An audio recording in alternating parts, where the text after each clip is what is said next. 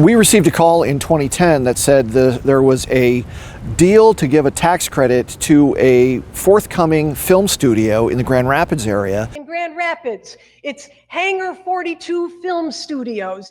So we took the initiative and started doing a great deal of research. We were pretty aggressive about calling those who might be part of the transaction on the private side and on the public side at the film office and at the Michigan Economic Development Corporation, which is basically the state's jobs agency.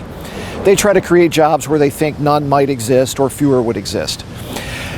What we found is that no one would talk to us in the private sector or in the public sector with the state government, and we were ignored for so long. We finally published an essay and video that simply raised questions about the transaction.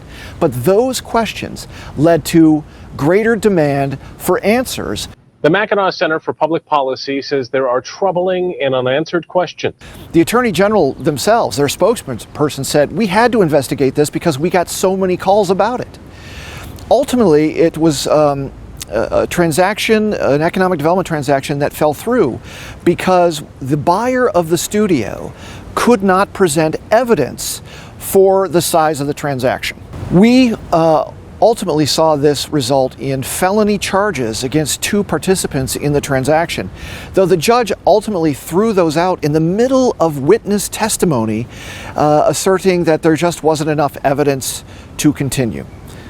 We think that raising these questions that we did over time led the state itself to delay issuing the tax credit, and we possibly saved Michigan taxpayers $10 million or more.